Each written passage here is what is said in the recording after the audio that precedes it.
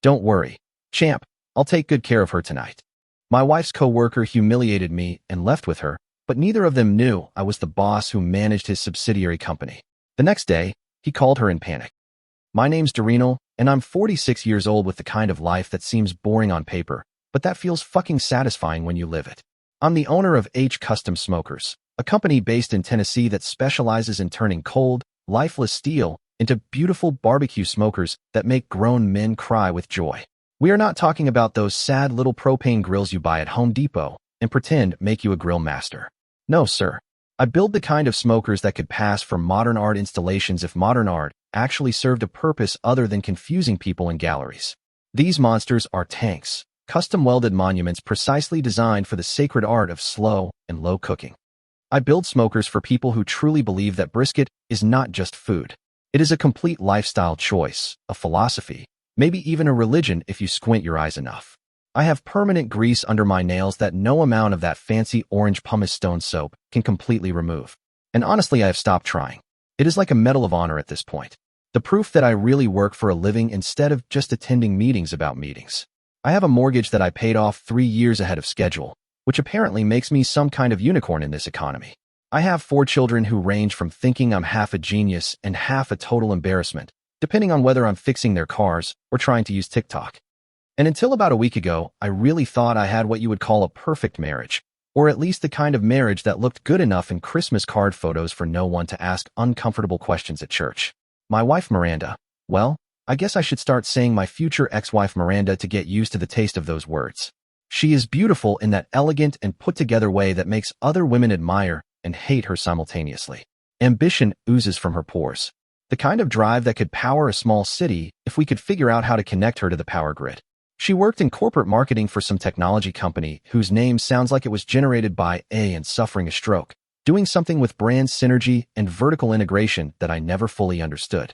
Despite her explaining it to me approximately 700 times, the woman could convince an armed robber not to rob her. She would probably convince the robber to invest in a timeshare while doing it and would make him thank her for the opportunity. She had this way of making words do somersaults and pirouettes until people simply accepted what she said out of sheer exhaustion. I thought we made sense together, you know, like peanut butter and jelly or bourbon and bad decisions. I was in charge of the smoke and the fire, the tangible things you could touch, smell, and taste. She was in charge of the clients and the cocktails, the social climbing, and the networking events that got on my nerves. I built things with my hands in a workshop that smelled of metal and motor oil. She built strategic alliances in conference rooms that smelled of expensive carpet and broken dreams. I assumed we balanced each other out. The blue-collar guy who kept things with his feet on the ground and the white-collar woman who kept us classy. I was the substance, she was the style. Together we were supposed to be unstoppable. My workshop is my sanctuary, my happy place, the only place on earth where everything makes sense. It is a 140 square meters metal building behind our house. Sorry, my house. We will get to that now. Full of welding equipment, steel sheets, and half-finished smoker projects in various stages of completion. The concrete floor is stained from decades of oil and sparks, and there is a radio in the corner that only plays classic rock because I'm not going to subject my power tools to mumble rap. I have a workbench that is older than my eldest son, covered with tools that I have collected over 25 years of really caring about craftsmanship. There is something deeply therapeutic in taking raw such and transforming it into something beautiful and functional, something that will outlive me and that maybe will even end up as a family heirloom if my children do not pawn it for beer money. The children are the only part of this marriage that came out exactly right. He is 18 and heading to trade school in the fall because he is smart enough to realize that a degree in philosophy is just an expensive way to end up managing a Starbucks. He has my height and his mother's cheekbones, which means he is going to break hearts and hopefully some speed limits responsibly. The twins, Marcus and Maya, just turned 15 and are currently in that charming phase where they think everything I say is stupid until they need money or for me to take them somewhere. Marcus wants to be a professional gamer, which I'm pretty sure is not a real job. But who am I to crush dreams? Maya is interested in environmental sciences and lectures me about my carbon footprint while simultaneously taking 40-minute showers. And then there is Jaisal, my 12-year-old baby who still thinks I hung the moon and the stars, and I fear the day she discovers that I'm just a guy who is very good at welding and telling dad jokes. For years I went to Miranda's company events. I endured trivial conversations with people whose idea of hard work was a difficult Excel formula, and I smiled while they asked me what I really did, as if building custom smokers was some kind of hobby I did between real jobs. But at some point, around the 5th year of our marriage, I stopped being her plus one. She stopped inviting me to the Christmas parties, the corporate retreats, the award dinners where everyone congratulated themselves for doing the minimum. She said I did not fit into the culture, that my jokes were too blue-collar, that I made her colleagues uncomfortable because I asked them to explain what they really produced besides PowerPoint presentations and buzzwords. Yes, I stayed home, worked on my business, coached in the little leagues, and convinced myself that her shame for me was somehow normal, maybe even healthy. After all, opposites attract, right? Until last Tuesday night, when she came into my workshop where I was finishing a custom offset smoker for a guy in Atlanta and said something that made my welding torch feel heavier than it should. You have to come to my company's party this year. I would not like you to come, or I want you to be there. She said, you have to, and as if I were an accessory, she needed to complete some image she had been painting, which was weird, cosmically weird, suspiciously weird, because for the last 5 years I had been specifically uninvited, persona non grata, the husband who should not be named. And when your wife suddenly wants you at the party she has kept you away from for half a decade, well, that is not an invitation. It is a Texas-sized red flag probing the wind, maybe even on fire.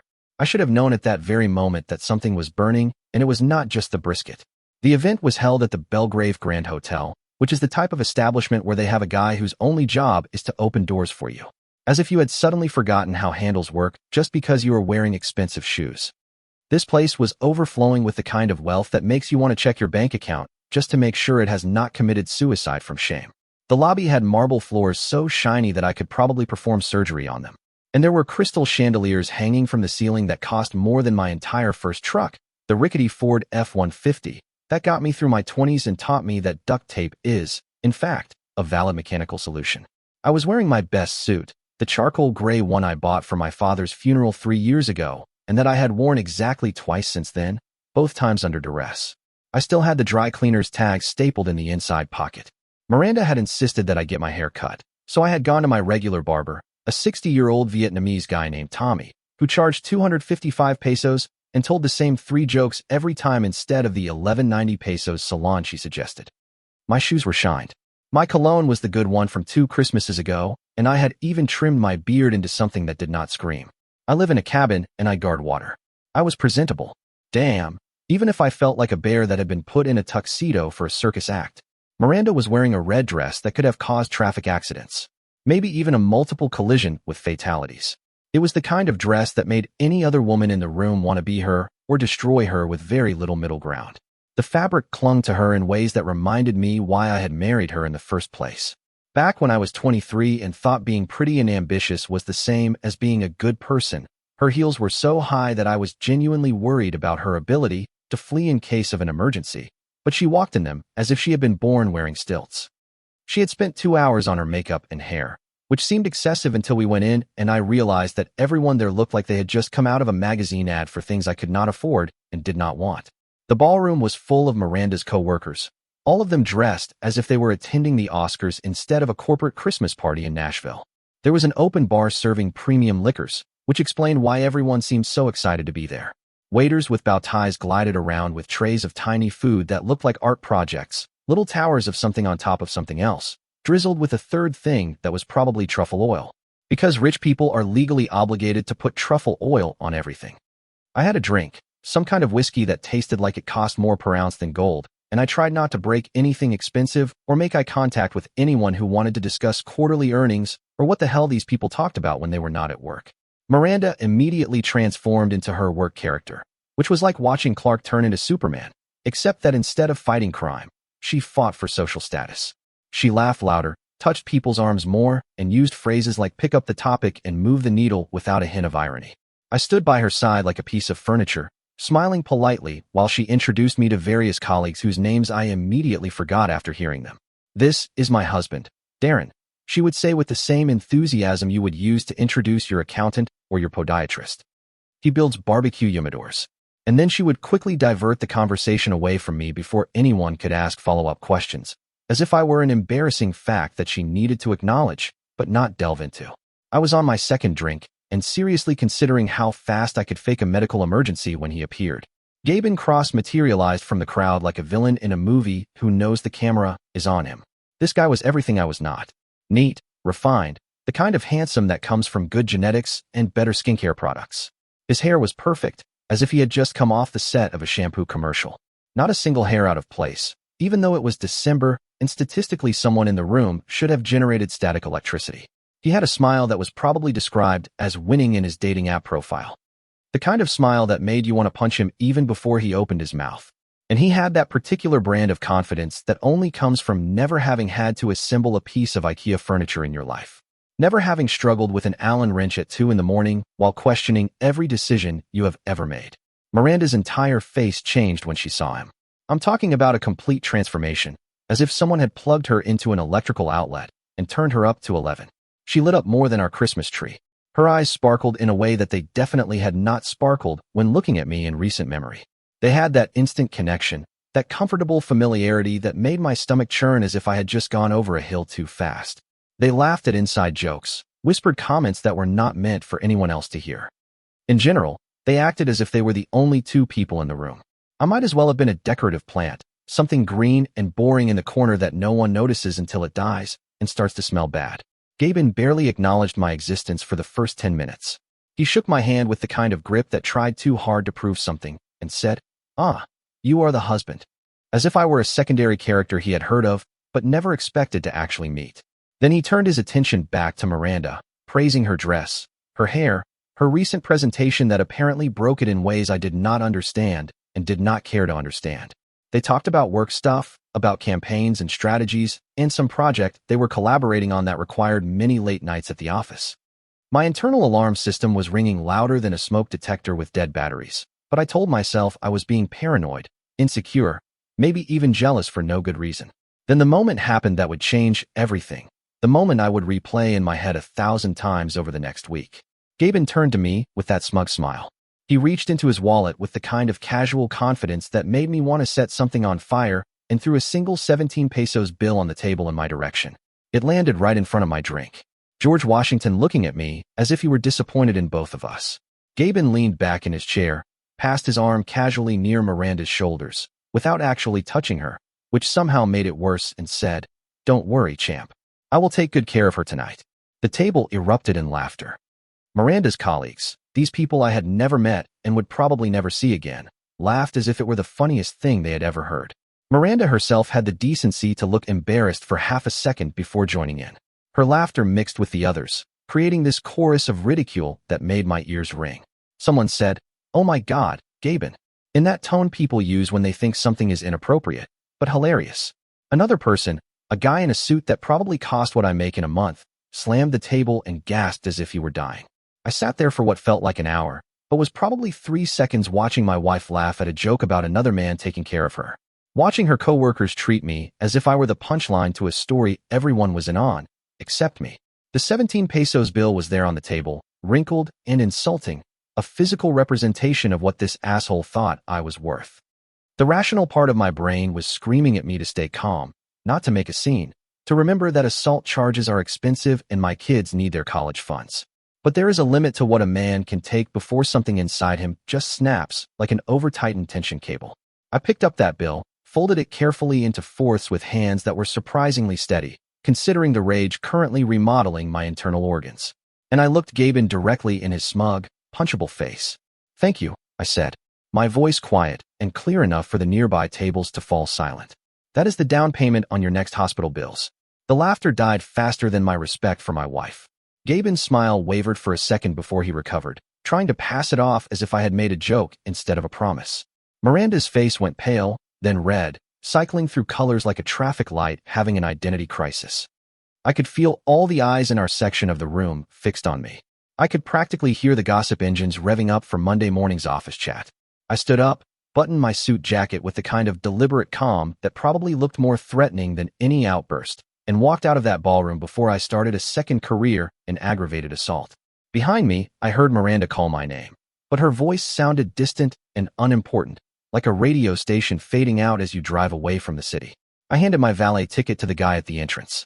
I gave him a tip of 340 because he looked nervous about my energy, and I sat in my truck with the engine running for a solid 5 minutes before I trusted myself to drive. That 17 pesos bill was still in my pocket, and it felt like it was burning a hole in my suit. Miranda did not come home that night.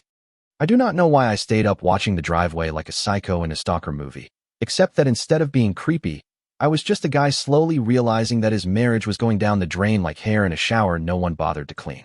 I sat in my workshop at 3 in the morning wearing the same suit pants from the party, but with an old Metallica t-shirt replacing the fancy button-down shirt, welding steel with the kind of focused aggression that probably should have worried me. Is there something therapeutic about welding when you are pissed the rain of sparks, the smell of hot metal, the fact that you are creating something instead of destroying something, which is what every fiber of my being wanted to do to Gaben Cross's face. My phone was on the workbench, stubbornly silent, no calls, no text messages, not even one of those fucking don't wait up for me messages that at least acknowledge you are married to another human being who might wonder where you are. I tried calling her twice around midnight, and both times it went straight to voicemail, which meant she had either turned her phone off or let the battery die. And neither option was particularly reassuring given the circumstances. I left a message. I kept it simple. Where are you? I did not yell. I did not accuse. I did not give her ammunition to later claim I was being controlling or paranoid. Just 3 words. Calm and reasonable. The kind of question a husband should be able to ask his wife at midnight without it being considered a federal crime. The workshop was freezing because December in Tennessee does not care about your emotional crisis, but I kept working anyway, finishing a custom smoker for a client in Memphis who had paid extra for hand-etched details. My hands knew what to do, even when my brain was spinning like a hamster wheel in disbelief. I kept replaying the party in my head, watching that scene over and over like a bad movie I could not turn off. The way she had laughed at Gaben's joke. The way she had looked at him with something in her eyes that she used to reserve for me when we were young and stupid and thought love was enough to build a life on.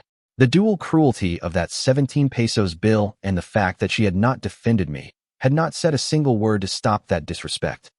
I thought about calling one of my friends, maybe Rick, who lived 3 blocks away and was always good for a beer and some solid advice, but it was 3 in the morning. And besides, there is something deeply humiliating about admitting to another man that your wife might be cheating on you.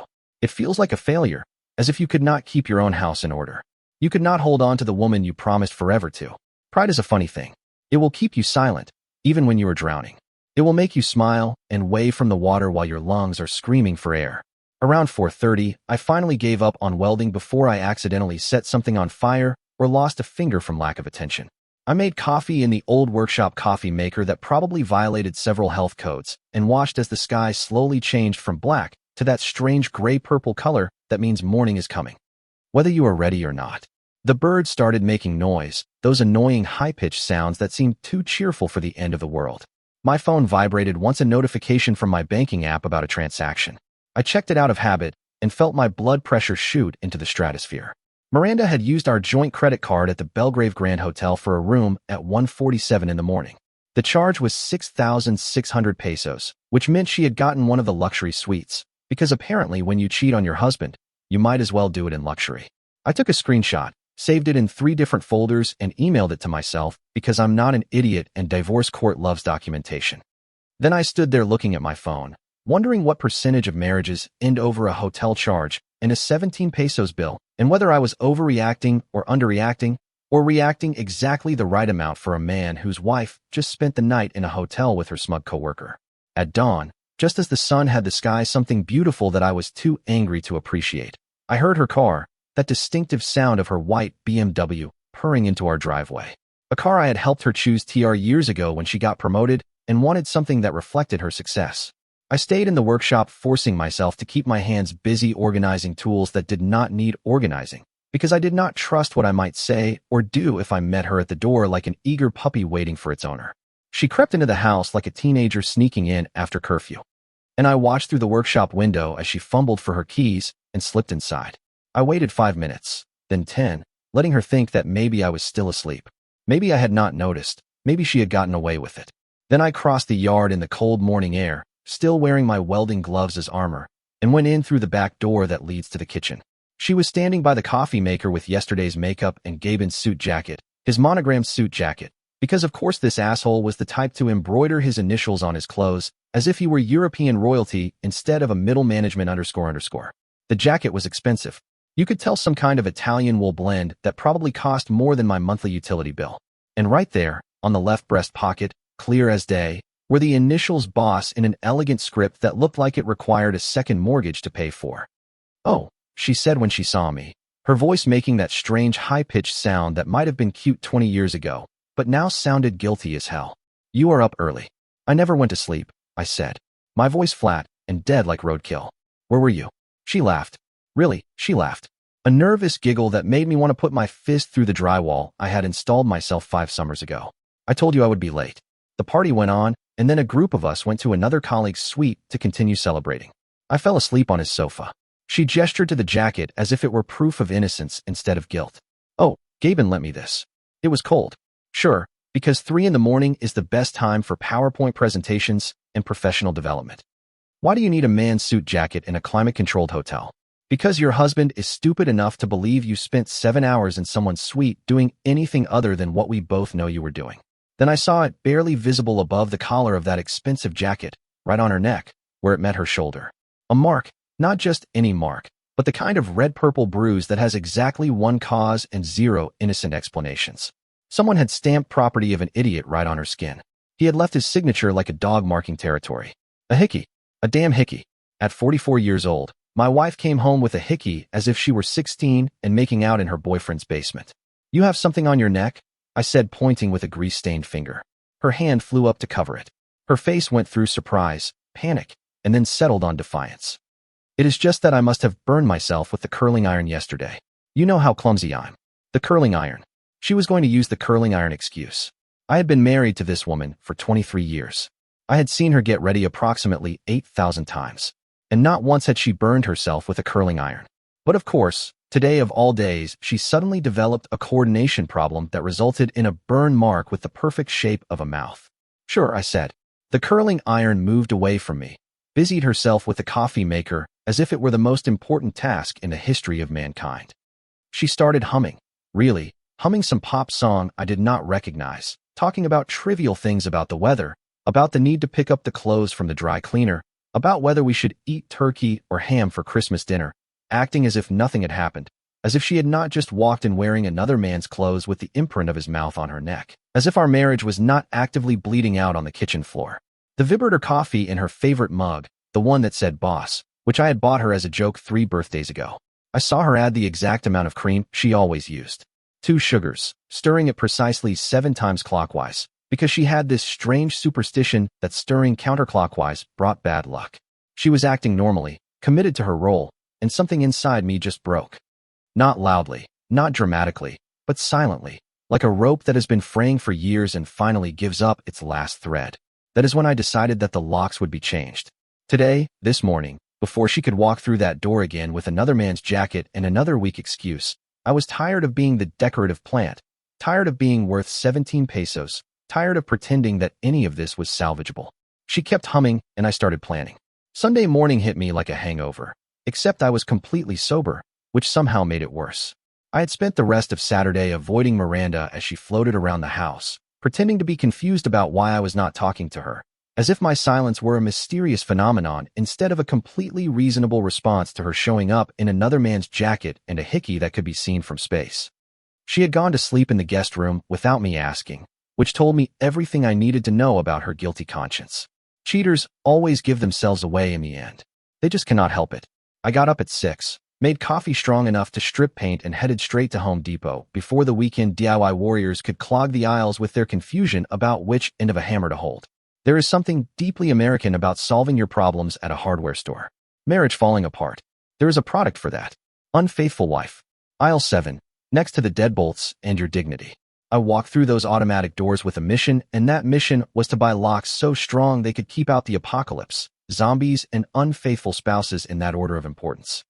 The lock aisle was more complicated than necessary, full of options ranging from a determined child could force this to you will need a battering ram and a prayer. I stood there reading the packages as if I were studying for an exam, comparing security ratings and features I did not know existed.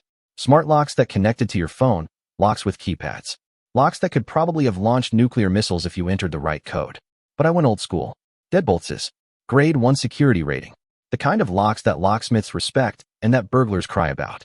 I bought 4 of them, 1 for each exterior door, plus new matching handles. Because if I was going to do this, I was going to do it right. The cashier was a kid who could not have been more than 20, with a name tag that said Brandon and a facial expression that said he would rather be literally anywhere else. He scanned my locks without comment until I added a set of drill bits and a new screwdriver to the order. And then his eyes became a little complicit. Home improvement project, he asked in that way cashiers do when they are bored and trying to make conversation. Something like that, I said, more like home security, keeping the wrong people out. I get you, Brandon said, nodding as if he understood the philosophical weight of changing locks at 7 in the morning on a Sunday. My ex kept showing up at my apartment after we broke up. I had to change my locks 3 times before she got the hint. I wanted to tell him that at least his ex did not show up in other guys' clothes. But that felt like oversharing with a stranger who was just trying to finish his shift. Women, right? I said instead, and he laughed and gave me a sort of brotherly code nod that made me feel old and young at the same time. The total was just under 5,100 PS, which seemed like the cheapest investment in my sanity I had ever made. I loaded everything into my truck, stopped at Dunkin's for a box of donuts and another coffee, and headed home with the grim determination of a man about to change more than just his locks. Miranda's car was still in the driveway, which meant she was still asleep or hiding in the house trying to figure out her next move. I did not care which. I grabbed my purchases and went straight to the front door, the main entrance she used every day. The door she would come through tonight after whatever __ activity she had planned to avoid dealing with our marriage. Installing new locks is strangely satisfying when you are angry. There is something cathartic about unscrewing the old hardware, removing the mechanisms that used to let someone in, and replacing them with new, shiny barriers that require different keys. Keys she did not have, keys she would not get. I worked methodically, starting with the front door and moving around the house. Back door, side door, garage entrance. Each installation took about 20 minutes, and I did them all with the precision of a surgeon and the motivation of a man who had finally reached his limit. He did not come out until around 9, still in his pajamas and looking like a zombie, which was the natural state of 18-year-old boys on Sunday mornings. He watched me work on the back door for a minute, scratching his stomach and yawning like a bear coming out of hibernation. "Dad, why are you changing all the locks?" "Home security upgrade," I said without looking up from the screwdriver I was working on, making sure that only the people who live here can get in. He was quiet for a second, and I could practically hear the gears turning in his head. Noah is a smart kid, smarter than I was at his age, and he had definitely noticed the tension in the house lately. "Mom knows about this home security upgrade. She is about to find out." "That is cold, Dad," he said as if he were impressed rather than worried, which told me he had noticed more than I thought. "Do you want help?" We worked together on the last 2 doors. Noah held the hardware in place while Yoda Draba and screwed everything in tightly. It was nice to work alongside my son without having to explain or justify my actions. He understood, or at least he understood enough to know that asking questions was not going to help anyone. When we were done, I gave him the old locks to throw in the pile of stuff in the garage that I would eventually take to the junkyard. And we stood there admiring our work as if we had just built the Sistine Chapel instead of just changing some deadbolts. "So what happens when she tries to get in?" Noah asked. And there was definitely some anticipation in his voice, as if he were waiting for the drama in the way kids do when it is not their mess they have to clean up. "We will find out if she remembers how to knock," I said. At noon, I tried all the locks about 50 times. I made sure they were smooth and solid, and I distributed the new keys. I kept a set. I gave Noah a set with strict instructions not to give them to his mother under any circumstances, and I hid a spare set in my workshop inside a coffee can, labeled miscellaneous screws, because no one in their right mind would ever look through my random hardware collection. The twins were at their friend's house and Jaisal was at a sleepover, which meant they would miss the fireworks, but I would brief them later. Sometimes it is better when the younger kids are not present for the ugliest parts of a divorce. Miranda had left around 10 to do hot yoga, or at least that is what she had announced to the house in general, as if she were still keeping up appearances. She tried to talk to me about dinner plans, and I responded with the enthusiasm of a log. "Whatever you want," I had said, knowing full well that dinner plans were about to become the least of her worries. At 6:30 sharp, I heard her BMW pull into the garage. I was sitting in the living room with a beer and a book that I was not actually reading, just using it as a prop to look casual and carefree when the _ inevitably hit the fan. He was not upstairs in his room with the door ajar, definitely listening, probably recording the audio for posterity or for blackmail purposes. I heard her footsteps on the porch. I heard the jingle of her keys. I heard that familiar sound of her trying to insert her key into a lock that no longer recognized her authority. Silence. Then another attempt. Stronger this time, as if maybe she had used the wrong key. More silence. Then the sound of her trying different keys, probably going through her entire keychain, as if she had forgotten which key opened her own door. "Darren," she yelled through the door, and I let her yell my name 3 more times before I walked over. Casually, and opened it. She was standing there in her yoga pants and expensive sports shirt, holding her keys as if they had personally betrayed her. Her face was somewhere between confusion and fury. "The key does not work," she said, stating the obvious as if I had not noticed. "Yes," I said, leaning against the doorframe in a way that I hoped would look cool and carefree. "Neither does our marriage." Her jaw dropped. It literally dropped like a cartoon character who just got hit with a donkey. "What, Darren? That is not. We need to talk about this. Let me in so we can have an adult conversation." Adult conversation. I repeated, savoring the words. How ironic, coming from someone who spent Friday night in a hotel room and came home in another man's jacket. That is very mature behavior, Miranda, very adult. That is not what happened. You are twisting everything. Her voice was rising, taking on that shrill quality that meant she was losing control of the narrative. "I told you we were just. Go talk to Gaben." I interrupted, feeling calmer than I had in days. "The guy who thinks I'm worth 17 pesos. The guy whose initials were on the jacket you brought home. The guy who left his signature on your neck. I'm sure he would love to have an adult conversation with you." She tried to open the door. In fact, she tried to push me as if this were still her house, as if she still had rights here. I did not move. I did not give an inch. I just stood there, being an immovable object before her unstoppable audacity. "Darren, this is my house too. You can't just leave me out." "Actually," I said, "yes I can," and I did. "Maybe stay on Gaben's couch tonight. I hear you are familiar with his furniture." That is when the neighbors started to appear. Old Mrs. Henderson from next door suddenly needed to water her plants, even though it was December and everything was dead. The Johnsons from across the street discovered an urgent need to check their mailbox for the third time that day. Even Mr. Park, who usually minded his own business like a professional, was suddenly very interested in inspecting his gutters in the twilight. They were not even being subtle about it. They were just standing in their yards pretending to do chores while obviously listening to my wife have a meltdown on our front porch. Miranda noticed the audience and lowered her voice, trying to salvage some dignity. "You are being unreasonable. We need to talk about communication." "About communication," I said loud enough for the neighbors to hear, because by now I did not give a damn about privacy. "The communication ended when you turned our marriage into a group project, Miranda, when you added a third person without my consent. That is not a marriage, it is a committee. And I resign." Her face turned red, then white, then some color in between that I did not have a name for. She opened her mouth, closed it, opened it again like a fish that has just realized it is out of water. Finally, she took her phone from her yoga bag, ran to her car, and I saw her speed out of the driveway with the kind of acceleration that definitely violated several traffic laws. I waved to the neighbors, who quickly went back to their fake chores and went inside to finish my beer. It tasted like victory. The house felt different after Miranda left, as if someone had finally opened a window in a room that had been stuffy for months. I sat on the couch with my beer warming in my hand, listening to the silence and realizing that I did not miss her voice filling it. That is probably the saddest realization a married man can have. That peace sounds better than his wife's presence. The beer tasted like freedom with a slight aftertaste of impending legal bills, but I would take it. He did not come down for about an hour, when the neighbors had already gone inside and the street had returned to its quiet suburban normality. He had that look on his face, the one kids have when they are trying to decide if they should say something or just leave things as they are. He took a Coke from the fridge, sat in the recliner that used to be his grandfather's, and just looked at me for about 30 seconds, as if he were scanning me for damage.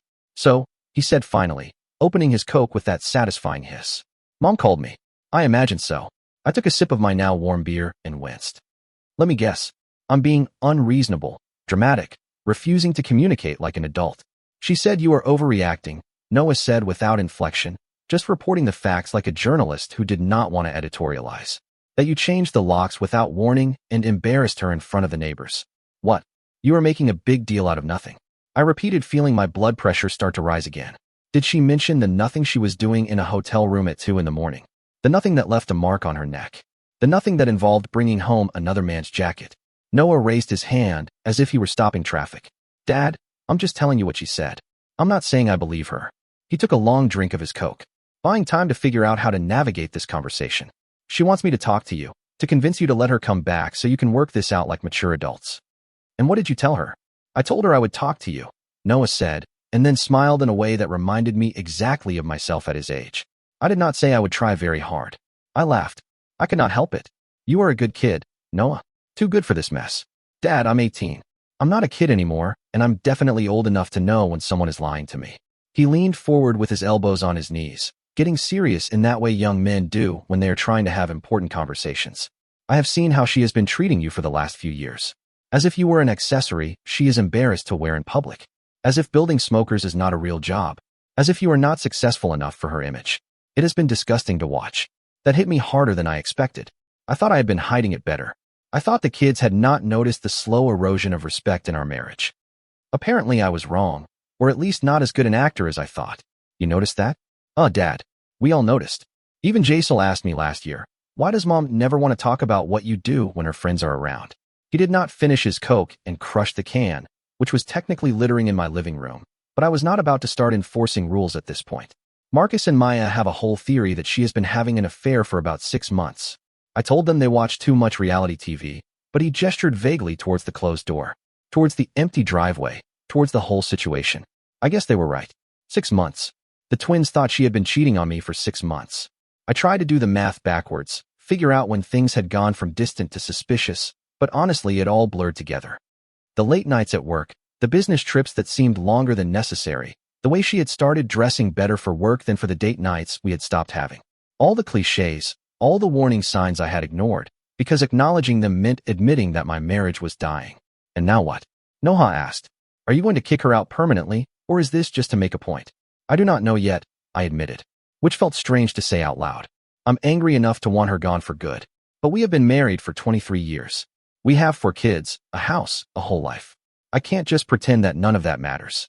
But Dad, Noah said carefully, does it matter if she does not respect you, if she is out there doing whatever, with whoever she wants? Before I could answer, my phone vibrated, then vibrated again, and then started ringing with a number I did not recognize. I let it go to voicemail, watched the notification pop up, and felt my stomach drop. The voicemail was from Warren Associates, a law firm downtown that advertised on benches and late-night TV. Miranda had already hired a lawyer, and it had not even been 24 hours. That was fast, I muttered, leaving the phone as if it might explode. Noah raised his eyebrows. Lawyer? Probably. Well, at least you did not hit him, Noah said, and then corrected himself. Wait. No, you did not hit Gaben, you just threatened him verbally. That is personal growth, Dad. I'm proud of you. We both laughed at that. The kind of slightly unhinged laughter that happens when your life is imploding, but you still have enough sense of humor to see the absurdity. I did not hit him. Gold star for emotional maturity. Darren really setting the bar high, but inside I was boiling like an overheated smoker, as if someone had turned all my internal dials to the max and forgotten where the off switch was. I wanted to break things, hit things, scream until my voice gave out.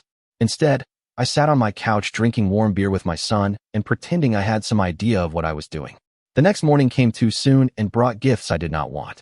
The mail arrived at 10 and mixed in with the credit card offers and supermarket flyers was a thick manila envelope with a law firm's letterhead.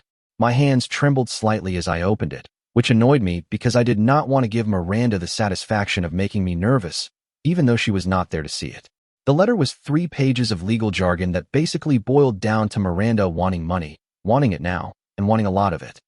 She was demanding alimony because apparently 23 years of marriage entitled her to a percentage of my income for the rest of eternity, or at least until she got remarried, which given recent events, might be sooner rather than later. She wanted an equal division of assets, which I'm pretty sure is lawyer speak for half of everything you have ever worked for. But the part that really made my blood boil, the part that made me grip the letter so tightly I almost ripped it, was that she wanted half of my business. Half of Hall Custom Smokers, the company I had built from the ground up, started in a garage with borrowed tools and a dream everyone said was stupid. The business she had spent years calling too blue-collar for her image, not sophisticated enough for her social circle. Just welding whenever her fancy friends asked her what her husband did. That business, she wanted half of it. I read the letter 3 times, getting angrier each time, before finally picking up my phone and calling Jack Freeman. Jack had been my lawyer for years. He handled my business contracts and my LLC paperwork, and had once gotten me out of a zoning dispute with the city that almost shut down my workshop. He was expensive, but he was good. And more importantly, he enjoyed a good fight like some people enjoy golf. Darren Jack answered on the second ring, his voice doing that thing lawyers do where they sound professional but friendly. How is business? Business is good. The marriage is dead. I need your help to officially kill it and make sure I do not get murdered in the process. There was a pause, and then I heard Jack's chair creak as he leaned back. Finally, I was wondering when you would call. Melody saw Miranda at a restaurant 2 weeks ago with a guy who was definitely not you. We knew it was only a matter of time. Everyone knew but me. Apparently, I said, feeling stupid and angry at the same time. I just got a letter from her lawyer. She wants alimony and half of my business. The business, she always said, was beneath her. Jack laughed, but it was not a nice laugh. It was the laugh of a lawyer who had just been given ammunition. Oh, Darren, my friend, you're going to have fun. Legally sanctioned fun. I do not want fun. I want not to lose everything I have built. Same thing in this case, Jack said. Come to my office tomorrow morning. 9 o'clock. Bring any financial documents you have, bank statements, business records, that letter from her lawyer. And Darren, yes, stop talking to her. Do not answer her calls. Do not reply to text messages. Do not engage at all. Everything goes through me now. Understood? Understood? Good. Darren, we are going to destroy her. Legally and ethically, of course, but thoroughly. I hung up feeling something close to hope for the first time in days. Maybe I was maybe she would get half of everything, and I would spend the next decade rebuilding. But at least I had Jack Freeman in my corner, and that man loved winning almost as much as he loved billing hours. Noah poked his head into the kitchen. Good news or bad news? Potentially good news disguised as expensive news. That is the lawyer's spirit, Noah said. Do you want me to make pancakes? Spite pancakes taste better than sad pancakes. Make a lot, I said. We are going to need the energy. We ate pancakes and planned the war. Jack Freeman's office was in one of those downtown buildings that tried really hard to look important, all glass and steel and modern art that no one understood, but everyone pretended to appreciate. His suite was on the 7th floor, decorated in that expensive minimalist style where everything cost a fortune, but looked like it came from IKEA's corporate line. There were leather chairs, a huge desk made of some kind of endangered tree, and framed diplomas on the wall that reminded you he had gone to fancy schools where they taught you how to financially disembowel people within the limits of the law. I showed up at 9 o'clock with a cardboard box full of documents that represented my entire financial life, bank statements, business records, tax returns from the last 5 years, credit card bills, mortgage papers, and that damn letter from Miranda's lawyer that I had read so many times I could practically recite it. Yakio was there with a coffee that smelled much better than any I made at home, and sitting next to him was a woman I had never met. Darren, I would like to introduce you to Clara W. Jack said, pointing to the Asian woman in her 30s who looked like she could calculate your net worth just by looking at your shoes. She was wearing a sleek gray suit, rectangular glasses, and had the kind of expression that suggested she had seen every financial crime humanity could devise and was not impressed by any of them. Clara is a forensic accountant, the best in the business. She is going to dig into your finances and make sure we know exactly what we are dealing with. Clara stood up and shook my hand with a surprisingly strong grip for someone who spent her days looking at spreadsheets. Mr. Holp, Jack told me about your situation. I'm sorry you are going through this, but I'm very good at finding where the money goes when people think no one is looking. Call me Darren, and I appreciate it because I have a feeling my wife has been creative with our finances lately. We sat down around Jack's conference table, and I began to unpack my box of financial shame. Clara's eyes lit up like a child's on Christmas morning, which I guess makes sense when your job is to follow money trails. She immediately began organizing everything into piles with a system that probably made sense to her, but looked like chaos to me. Okay, Jack said, opening his notepad to a new page. Let's start with the basics. Community property state, married 23 years, for kids. She alleges she needs alimony and half the business. What assets are we looking at in total? I went over the numbers. The house worth about 7,650,000 pesos. My business, which generated approximately 5,1,000 pesos a year in profit. Retirement accounts, savings, the usual accumulation of a life spent not being completely irresponsible with money. Clara was taking notes on her laptop. Her fingers flew over the keyboard as if she were playing a piano concerto. And what grounds does she allege for the divorce? Clara asked without looking up from her screen. Irreconcilable differences. According to her lawyer, which is code for I got caught cheating and I needed to sound mutual. Jack leaned back in his chair, pressing his fingertips together in that way lawyers do when they are about to say something they think is clever. This is what we are going to do. Clara is going to audit your joint accounts, credit cards, any financial activity from the last year. We need to know if she has been hiding money, spending inappropriately, anything we can use to counter her narrative. How long does that take? I asked, already dreading the answer. For someone good, a week, Clara said, finally looking up from her laptop. For me, 3 days. I'm highly motivated by spite, and unfaithful spouses offend my sense of order. She smiled, and it was the smile of someone who enjoyed ruining people's days. Jack mentioned you think she has been staying in hotels. I know she has. I have the credit card charge from last Friday. 6 pesos at the Belgrave Grand. Clara's fingers flew over her keyboard. What card? Our joint Mex. The one linked to the business account for legitimate expenses. Her eyes narrowed behind her glasses. Your business account. She has been using company funds for personal expenses. She has authorization on the card for client entertainment, business dinners, that sort of thing. Her job involves wining and dining clients sometimes. So I added her as an authorized user years ago. It seemed logical at the time. Oh, this is going to be good, Clara said, and she sounded genuinely excited.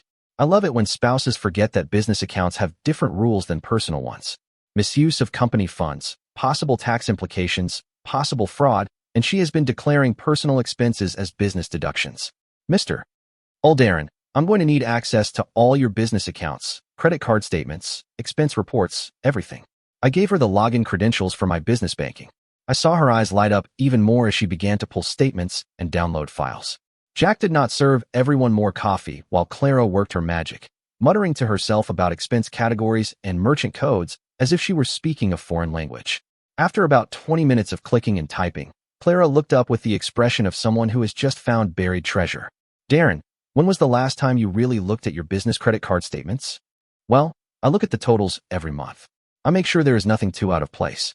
Why? Because your wife has been very busy with your money. Clara turned her laptop to show me a spreadsheet that gave me a headache.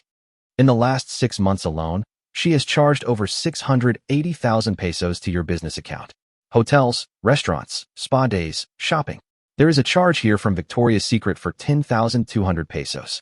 Is that a legitimate business expense for building smokers? My stomach dropped. 680,000 pesos. Are you serious? Totally serious. Look at this.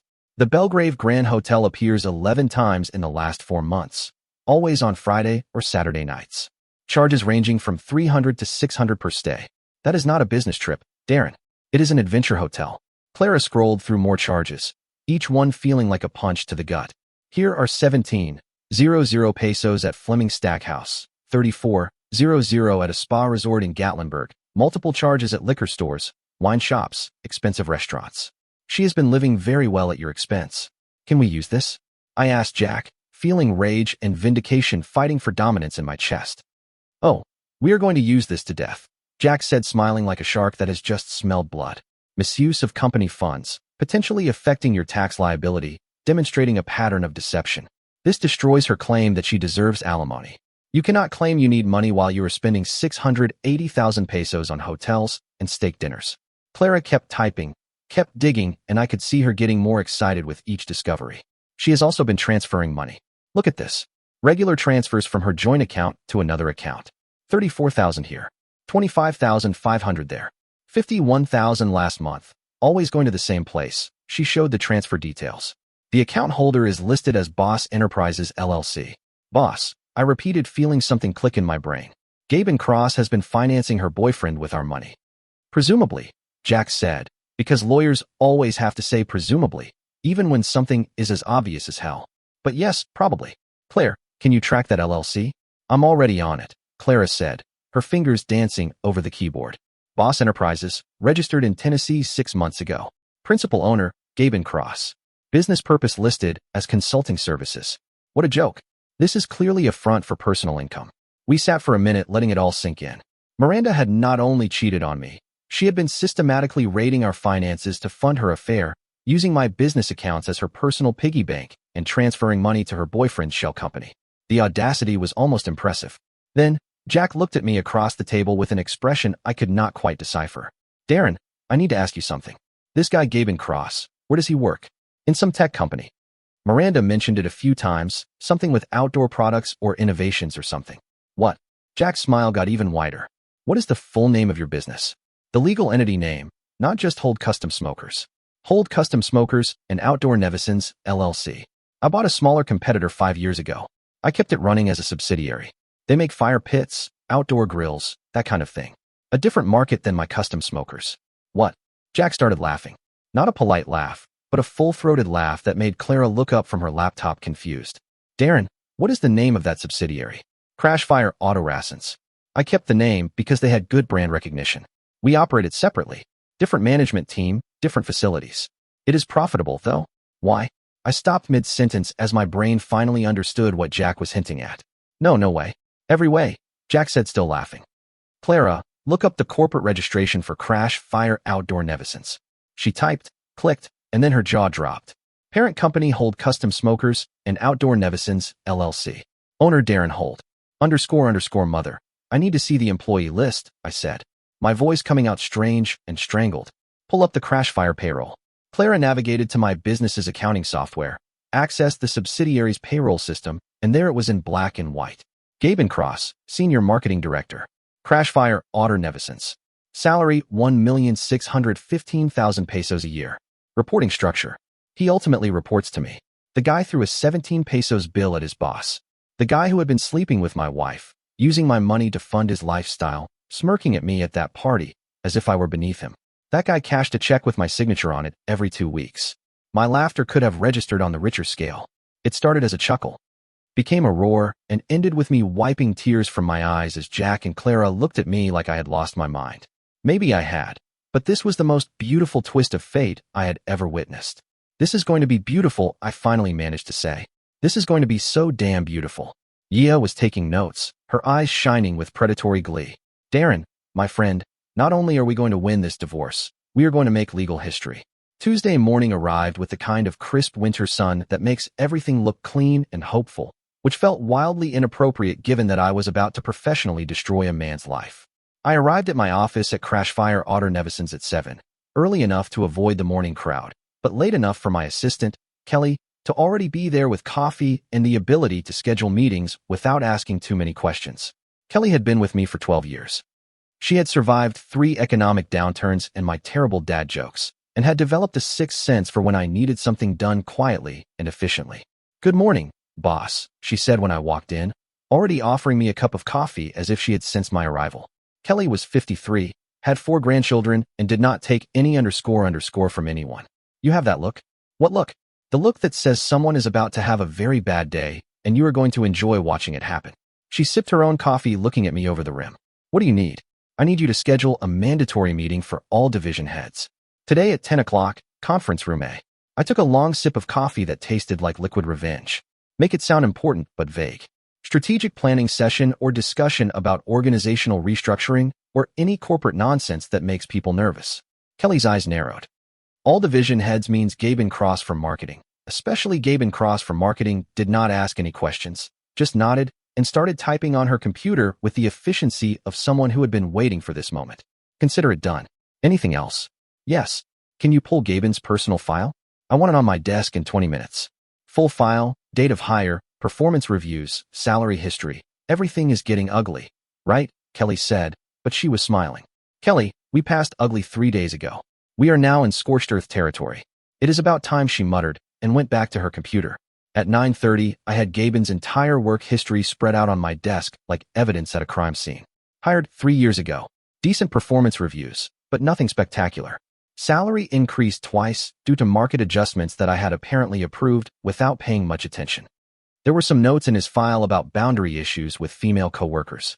Nothing actionable, just HR observations that he was too friendly and inappropriately casual.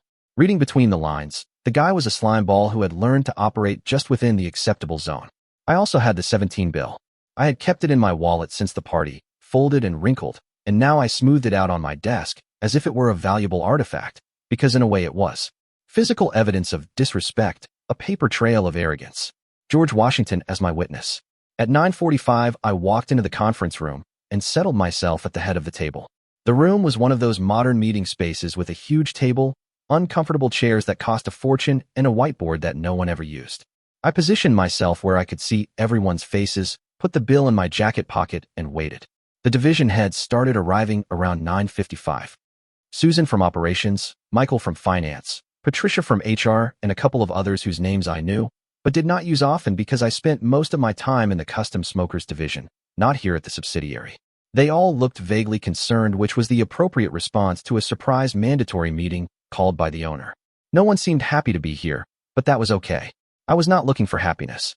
Gaben walked in at exactly 10, probably thinking that being punctually on time showed professionalism. He was wearing another expensive suit, his hair perfectly coiffed, and a leather portfolio that probably cost more than my truck's monthly payment. He seemed confident, comfortable, like a man who thought he belonged here, like a man who thought he was untouchable. Then he saw me sitting at the head of the table, and his tan face drained faster than cheap coffee left on a hot plate. All that artificial color from his spray tan or golf outings or whatever rich guys do to look healthy. It just disappeared, leaving him the color of old newspaper. His eyes widened, his mouth opened slightly, and I watched in real time as his brain tried to calculate what the hell was going on. "Good morning, everyone," I said, keeping my voice casual and friendly as if it were just another boring Tuesday meeting. "Thank you for making time on such short notice. Please, have a seat." Everyone sat down. Gaben remained standing for a moment too long, as if his legs had forgotten how to bend before finally lowering himself into a chair 3 seats away from me. He was trying to maintain eye contact, trying to project confidence, but I could see his hands trembling slightly as he opened his portfolio. "Good morning, Gaben," I said, looking directly at him with the kind of smile that does not reach the eyes. "I heard you had an interesting night last Friday. How is Miranda?" The room went completely silent. You could have heard a pin drop, a feather land, a mouse fart. Susan from operations physically recoiled as if I had detonated a bomb. Patricia from HR became very interested in her notepad.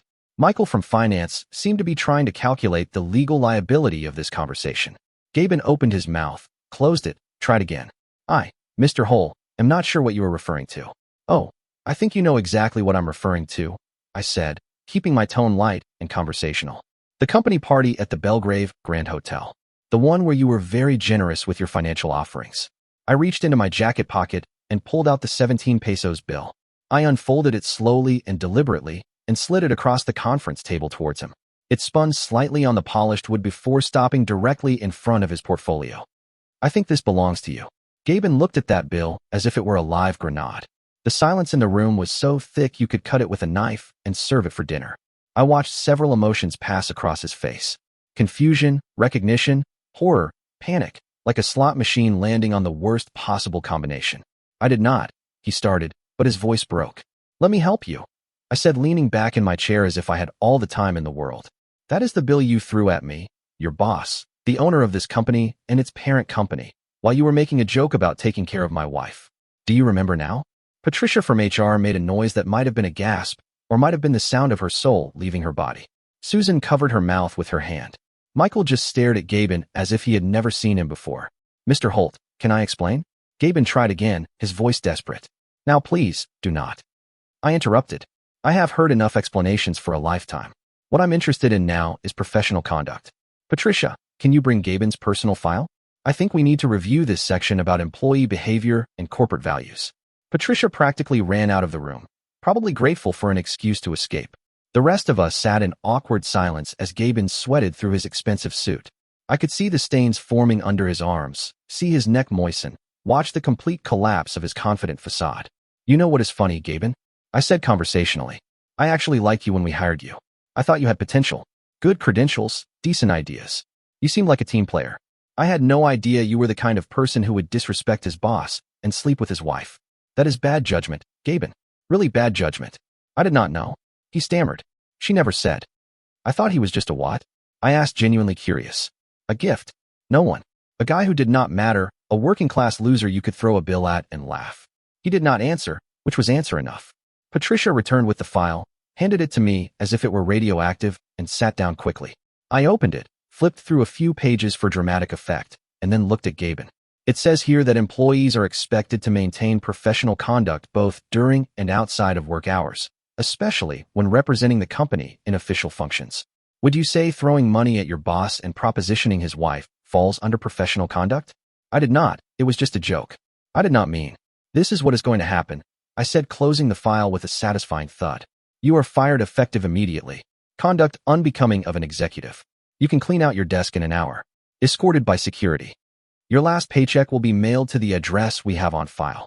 Your benefits end today, and if you try to file a wrongful termination lawsuit, my lawyers will be very happy to discuss your relationship with my wife and your misuse of company time and resources in court."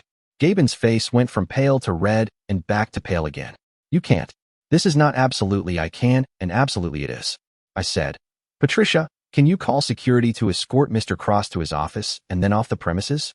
"I already messaged them," Patricia said without looking up from her phone. "They will be here in 2 minutes." We sat in silence, waiting for security to arrive. Gaben looked like he wanted to crawl into an air vent and die, or maybe run out of the building screaming, or possibly just dissolve into the floor. I felt nothing but a cold satisfaction, The kind of calm that comes from finally taking action after days of helpless rage. Security arrived. Two guys named Marcus and Jeffa, whom I had specifically hired because they looked intimidating, but were actually giant teddy bears who coached youth football. They escorted Gaben out without incident, although I'm pretty sure Marcus accidentally bumped him into a doorframe on the way. The meeting ended shortly after, with everyone looking shocked and avoiding eye contact with me. I did not care. I went back to my office, had another coffee, and waited for the fallout. It came 3 hours later in the form of a voicemail on Miranda's phone. Apparently, she had changed her number, but had forgotten to update it with people. So the voicemail was forwarded to the home phone, which was then forwarded to my phone, because technology is wonderful when it is on your side. Gaben's voice came through the speaker high-pitched and full of panic. You did not tell me your husband is the owner of my company. You said he built grills. You did not mention he owned the whole damn business. I just got fired, Miranda. Fired because of you.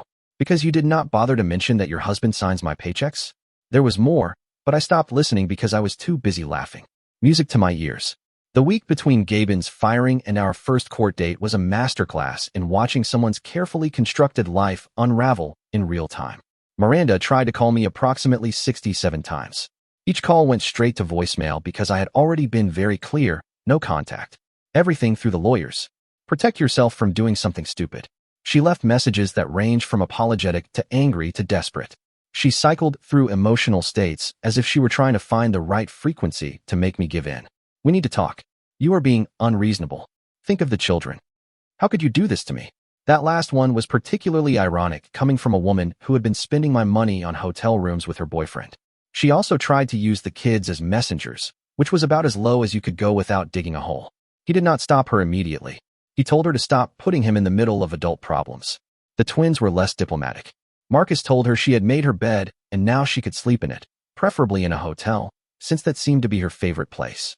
Maya simply hung up on her after a 30-second lecture on personal responsibility. Jaisal cried, which broke my heart, but even she understood on some level that Mom had done something very bad and Dad was not the bad guy in the movie.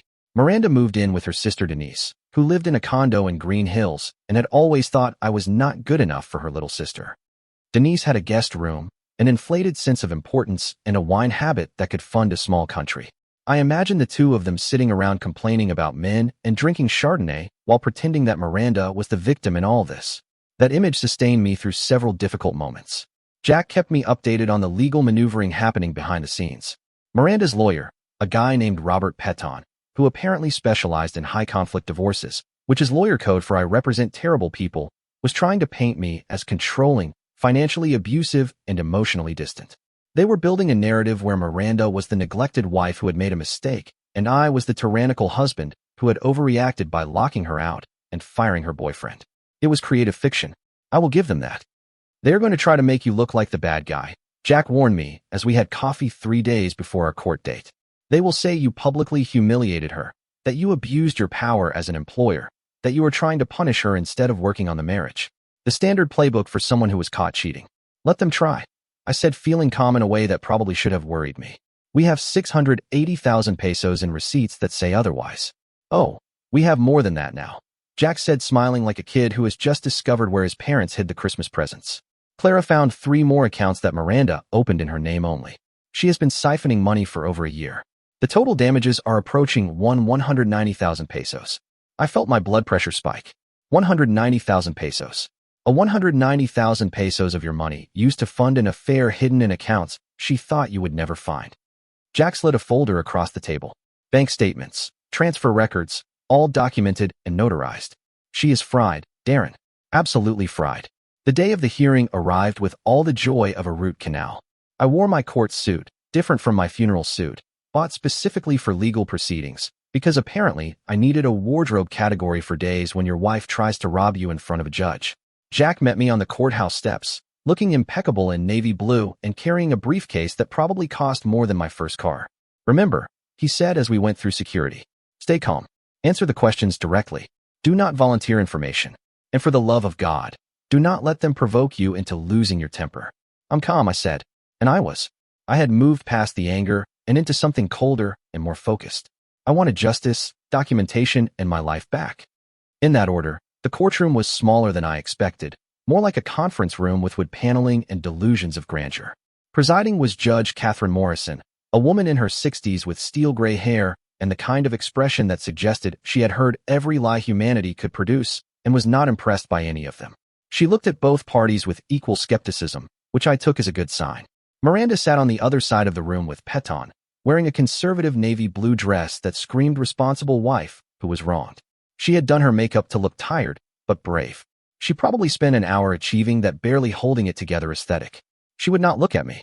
She kept her eyes on her lawyer or the judge, playing the role of victim to perfection. Peton started strong. I will give him that.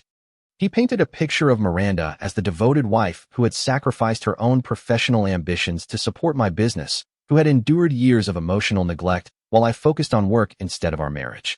He claimed I was vengeful and controlling, that I had publicly humiliated her by changing the locks and firing Gaben. He made it sound like I was some kind of monster who destroyed her life over a misunderstanding at a work party. Mr. Holt refuses to communicate, Peton said, gesturing dramatically as if he were in a TV court drama. He left my client out of her own home, denied her access to marital funds, and used his position of power to destroy a colleague's career simply out of spite. This is a man who values revenge over reconciliation. Judge Morrison looked at me over her glasses. Mr. Holt, would you like to respond to these accusations? Your Honor, I said, keeping my voice level. I would like to specifically address the claim of public humiliation.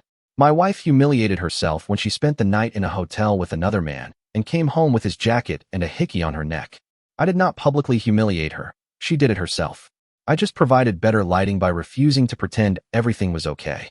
I heard a snort from somewhere in the gallery. He had not insisted on coming. He said he wanted to see Mom get what she deserves, and I did not have the heart to tell him no. Judge Morrison's lips twitched slightly, as if she were holding back a smile. As for the locks, I continued. I changed them after discovering that my wife had spent our money on hotel rooms and was having an affair. That is not vengeful, it is self-preservation. And with respect to Mr. Cross's dismissal, he was fired for conduct unbecoming of an executive, specifically for sexually harassing his employer's wife at a company event. That is a fireable offense in any organization, Your Honor. That is a gross misrepresentation, Peton began. But Jack stood up with the folder of doom. With the court's permission, Jack said, smooth as butter. We have documentation that directly contradicts Mr. Peton's narrative. May I approach? Judge Morrison nodded. I stepped forward with printed bank statements, credit card receipts, hotel bills, and transfer records. He laid them out like a prosecutor presenting evidence of a murder. Each page another nail in Miranda's coffin.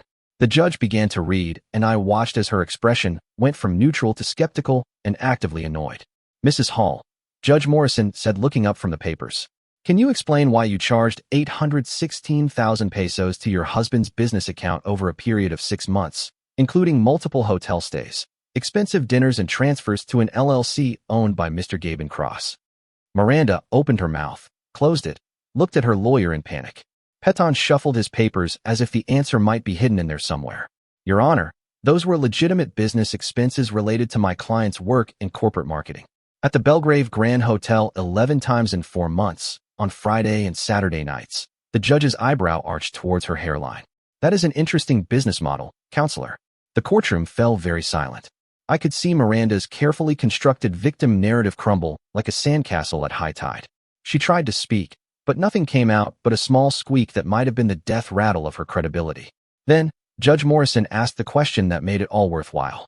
Mrs. Hall, did you know that Mr. Gaben Cross was an employee of a company owned by your husband? Silence. Absolute, sepulchral silence. Miranda was looking at her hands, the table, anything, except the judge or me. Her lawyer looked like he wanted to be literally anywhere else, maybe on fire, possibly dead. The seconds ticked by, and her silence said everything that words could not. I will take that as a yes, Judge Morrison said dryly. Or at least you should have known, given that you were having an affair with him and using marital funds to support said affair. Peton tried to salvage something. Your Honor, my client made mistakes, certainly, but she still deserves an equal division of assets and alimony. Counselor, Judge Morrison interrupted. Your client stole 190,000 pesos from the marital estate to fund an extramarital affair. She is not going to be rewarded for that behavior. Here is my ruling. What followed were the 15 most beautiful minutes of my life. Judge Morrison awarded me the house full ownership, no buyout needed. She awarded me the business, both the custom smokers division and the subsidiary, free and clear. She awarded me full legal custody of the children, with Miranda getting supervised visits until she could prove stable housing and financial responsibility. She ordered Miranda to repay the 190,000 pesos she had stolen, plus legal fees, plus court costs. And as for the assets that Mrs. Hall will retain, the judge said, looking at the property list with barely disguised amusement, she will keep her personal effects, her yoga equipment, and she paused, squinting at the paper, and a 2008 Toyota Corolla that Mr. Holt indicates he was planning to donate to charity. Noah's laughter echoed through the courtroom. I did not even try to hide my smile. Miranda looked as if she had been slapped with a legal textbook. Her face pale and shocked, tears running down her face in rivers that ruined her carefully applied makeup. We walked out of that courthouse into a crisp December sun. Jack clapped me on the back, already talking about filing fees and settlement papers. He high-fived me and said, "Dad, that was better than any movie I have ever seen." "Justice usually is," I said, feeling lighter than I had in months. My phone buzzed. A message from Marcus. "Mom is crying to Aunt Denise about having to drive the Corolla. This is the best day of my life." Yes, it really was. News travels fast in a small business community, but news about a guy who was paid 17 pesos for his wife and then legally destroyed both her and her boyfriend. That spread through Nashville like a wildfire in a fireworks factory. I realized I had become a local legend for the first time when I stopped at my regular gas station. 3 days after the court hearing, and the cashier, a kid named Tyler, who usually just grunted and took my money, looked up and said, "Hey, you are the smoker guy, the one who fired his wife's boyfriend." Dude, that is epic. I did not know whether to feel flattered or worried that my marital implosion had become entertainment for 19-year-old gas station employees. Yeah, that is me, dude. Everyone is talking about it.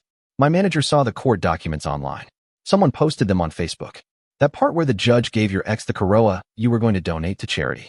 Comic gold, dude. Absolute legend status. He handed me my change and my receipt with something approaching reverence. "By the way, my mom wants to know if you are single. She is divorced too. She loves barbecue. Tell your mom I appreciate the interest, but I'm not emotionally ready to date someone who could have given birth to me," I said, grabbing my coffee and escaping before this conversation could get any weirder. But Tyler was not wrong about everyone talking.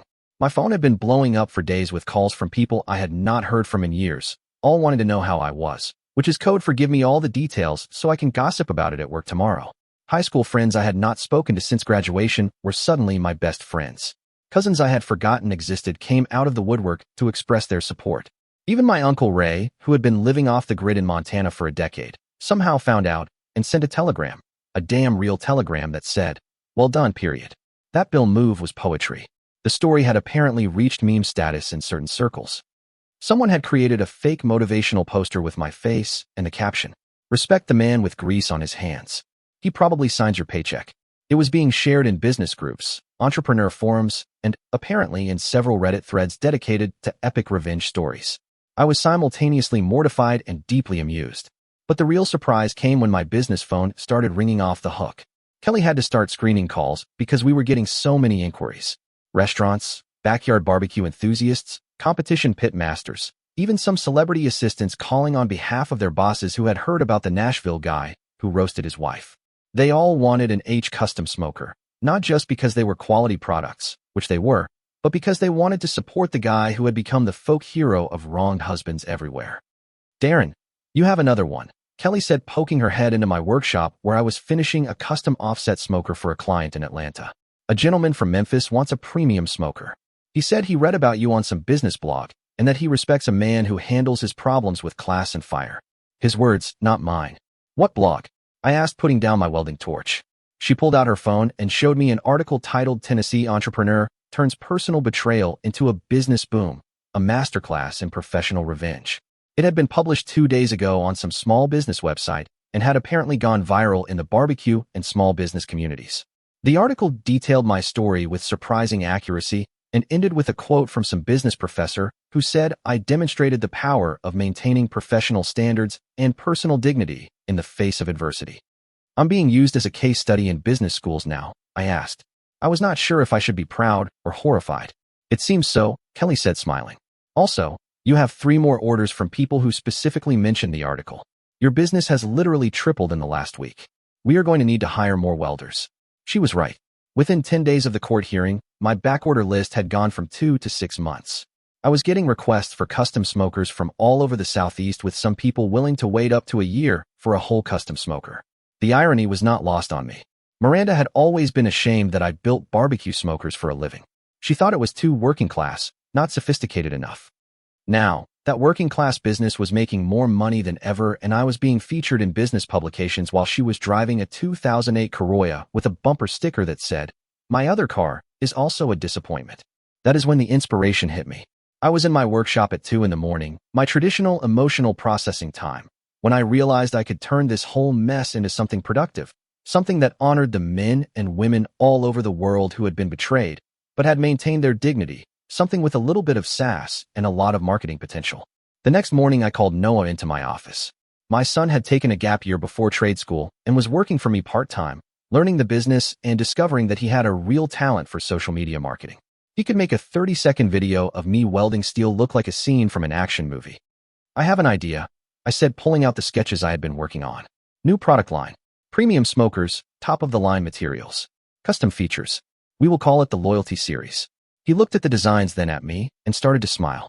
"Dad, that is brilliant. What makes it different from your regular line?" "Each one comes with a custom engraving," I said, showing him the design right here on the front panel. "Discreet, but visible. Do not get burned." He burst out laughing. "That is savage. I love it. We could market it as premium smokers for people who value loyalty and quality. Play up the whole relationships can fail, but good craftsmanship lasts forever angle." "Exactly. And we price them higher. They are statement pieces for people who want their smoker to have personality." Within a week, Noah had created an entire marketing campaign around the Loyalty Series. He shot videos of me building the smokers, talking about craftsmanship and integrity, never directly mentioning my divorce, but letting the subtext do all the heavy lifting. He created an Instagram account that showed the process, the details, the final products. He even got one of those influencer guys, a pit master from Texas with 500,000 followers, to feature one of our smokers and talk about how quality and loyalty never go out of style. The Loyalty Series sold out before we had even finished building the first batch. We had pre-orders for 30 units at 85,000 pesos each, with people specifically requesting the "Do Not Get Burned" engraving. Noah was handling social media, creating content, responding to comments, and, in general, was better at marketing than anyone I could have hired. The twins, Marcus and Maya, had responded to the divorce in their own ways. Marcus had started boxing at the local gym, channeling his anger into something productive. He would come home with bruised knuckles and a smile, telling me that hitting things was therapeutic and that he understood why I liked welding when I was __. He had already had 3 meta fights and had won 2 of them. The kid had his mother's determination and my stubbornness, which made him basically unstoppable. Maya had thrown herself into environmental activism with the fervor of someone who needed a cause to focus on besides family drama. She had organized a creek cleanup, started a recycling program at school, and was currently lobbying the city council about solar panels for public buildings. She told me that at least the planet's problems have solutions, unlike Mom's personality disorder. I did not correct her because honestly she was not wrong. Jaisal had been the hardest. My 12-year-old girl had always been sensitive, the kind of kid who cried during commercials about abandoned puppies. The divorce hit her hard, and I had taken her to therapy with Dr. Patricia Chan, a child psychologist specializing in helping children navigate parental separation. It was expensive, but watching my daughter struggle was worse than any price. Last week, Jaisal had come home from therapy and found me in the workshop. She climbed onto my workbench, something I normally did not allow for safety regulations, and sat there watching me work for a few minutes. "Dr. Chun says I should tell you how I feel," she said. I finally put down my tools and gave her my full attention. "Okay, how do you feel?" "Sad that Mom did what she did, angry that she broke our family, but also," she paused, choosing her words carefully. "Proud of you." "Proud of me?" "Yes, Dr. Chun says you handled everything really well, that you stayed calm and did not say bad things about Mom, even though you could have, that you protected us and did not make us choose sides." She looked at me with those serious eyes that made her look older than 12. She says not all dads do that. She says some dads make it worse, but you did not. I felt something in my chest open up, a pressure I did not know I had been holding. I tried, "Honey, I'm sorry you had to go through any of this. It is not your fault," Jaisal said firmly. "It is Mom's fault for making bad decisions. Dr. Chun says we cannot control other people's decisions, but we can control how we respond. And you responded really well." I automatically corrected and then hugged her. "Thank you, little one. That means a lot." Later that night, after Jaisal had gone to bed, I told Noah about the conversation. He smiled and said, "You know what? Dr. Chun is right about the calm thing. You could have lost it all. You could have done something stupid. You could have made everything worse, but you did not. Honey, I said, stealing Jasel's phrase. Calm is the secret ingredient to revenge. Anyone can explode. It takes real control to stay calm and let the idiots destroy themselves. He did not raise his can of Coke in a toast. To quiet revenge and the loyalty series. To quality craftsmanship and knowing your worth, I replied. We clinked our cans, and somewhere in Nashville, Miranda was probably crying to her sister about the injustice of life while driving a Corolla with 290,000 kilometers. The smoke was clearing, the fire was steady, and life was finally starting to look like something I could build on. 6 months later, life had settled into something that really felt like living instead of just surviving. Spring had come to Tennessee with all its obnoxious beauty. Flowers blooming, birds singing, perfect temperatures for sitting on the porch and smoking meat while contemplating how dramatically life can change when you finally stop tolerating Miranda was working at a smaller marketing agency in Nashville, some boutique firm that probably paid half of what she made at her old job. According to Noah, who still occasionally spoke to her because he was a better person than me, she was finding herself. What is it that middle-aged people say when they have ruined their lives and are trying to rebrand the consequences as personal growth? She had moved out of Denise's place into a one-bedroom apartment in a complex that advertised luxury living, but really just meant they had a gym no one used and a pool that was always slightly green. The Corolla was still running somehow, though Noah said it made worrying noises that suggested its days were numbered. I felt bad for the car. It deserved better than to be Miranda's transportation punishment. Gaben, reportedly, had fled to Florida to sell boats and hide from the shame of being the guy who threw a bill at his boss before sleeping with said boss's wife. According to the Nashville business gossip chain, which was more reliable than CNN and more vicious than TMZ, he was working at some marina in Tampa, selling fishing boats to retirees, and probably lying about his previous career. The rumor was that his new boss was a guy named Frank Morrison, who happens to be my second cousin and knew the whole story. I neither confirmed nor denied it, but I also did not correct people when they mentioned it. Some things are best left to karma and family connections. My business was thriving in ways I had never imagined. The loyalty series had become our flagship product with a waiting list that stretched into the next year. I had hired 3 new welders, expanded the workshop, and even bought the property next door for future growth. It turned out that being known as the guy who handled his divorce with dignity and fire was great for business. Who would have thought? One afternoon in late April, I was sitting on my porch with a cold beer, watching the smoke rise from my personal smoker, where a beautiful brisket was reaching perfection. He did not come out and join me bringing his own beer, because he was 18 and I figured if he was old enough to watch his parents' marriage implode, he was old enough for a beer on the porch with his old man. Dad, Noah said after a few minutes of comfortable silence. You really handled all that like a pro. I smiled watching the sunset paint the sky in shades of orange and pink. Son, sometimes you do not have to fight fire with fire. You just have to let the idiots light the match themselves and stand back far enough to enjoy the show without getting burned. That is going on a t-shirt, Noah said, laughing. The stars started to appear. The smoker was running steady, and inside the house I could hear the twins arguing about something unimportant while Jasel practiced the piano. My home was filled with the sounds of real life again. Messy, loud, imperfect, but real and honest. As for that 17 pesos bill, it was now framed in my office, hanging right above my desk where I could see it every morning. Just below it, on a custom metal plaque I had made myself, was my company's motto. Respect the man with grease on his hands. He probably signed your paycheck and business was damn good.